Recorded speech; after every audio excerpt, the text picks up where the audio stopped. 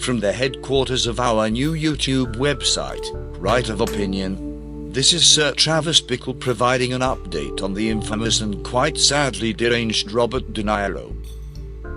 His recent guttural attack on President-elect Donald Trump is a glaring testimony to his undignified butchering of the English language and a glorious example of scholarship, never having finished high school. Information gleaned from the renowned Wikipedia illustrates quite distinctly how Mr. De Niro managed to offend his conservative fans and separate them from past and present artistic or documentary endeavors. Here is a short summary of his early background. Robert Anthony De Niro was born in the Greenwich Village area of Manhattan, New York, the son of Virginia Admiral and Robert De Niro Sr. Both of his parents were painters.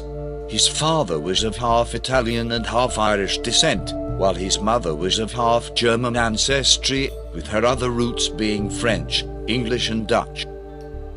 De Niro's parents, who had met at the painting classes of Hans Hofmann in Provincetown, Massachusetts, divorced when he was 2 years old after his father announced that he was a homosexual.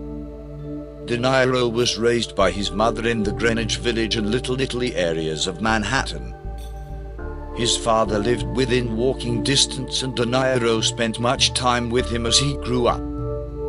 His mother was raised a Presbyterian but became an atheist as an adult, while his father was a lapsed Catholic since the age of 12. Against his parents' wishes, his grandparents had him secretly baptized into the Catholic Church while he was staying with them during his parents' divorce. De Niro attended BS 41, a public elementary school in Manhattan, through the 6th grade.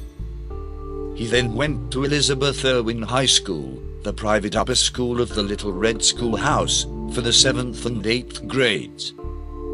He was accepted into the High School of Music and Art for the 9th grade, but only attended for a short time before transferring to a public junior high school.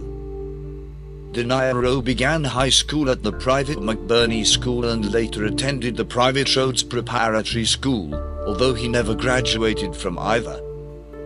Nicknamed Bobby Milk for his paleness, De Niro hung out with a group of street kids as a youth in Little Italy, some of whom have remained his lifelong friends. The direction of his future had already been foreshadowed by his stage debut at age 10, when he played the Cowardly Lion in a school production of The Wizard of Oz. Along with finding relief from shyness through performing, he was also fixated by cinema, and he dropped out of high school at age 16 to pursue acting. He studied acting at the Stella Adler Conservatory, as well as Lee Strasberg's Actors Studio. Now, after reading the background of this man, one might have the conclusion that he is gifted as an actor, but that is the conclusion of it. Mr. De Niro might well have demonstrated a more dignified way in his slovenly rant if he'd only remembered that he is simply an actor. Some may glorify Hollywood, but the truth is, as De Niro well demonstrates, that he falls well beneath the characters he plays, most notably Taxi Driver, Mean Streets, and so on. And in conclusion, I might send some rather important information Bobby may need in the future.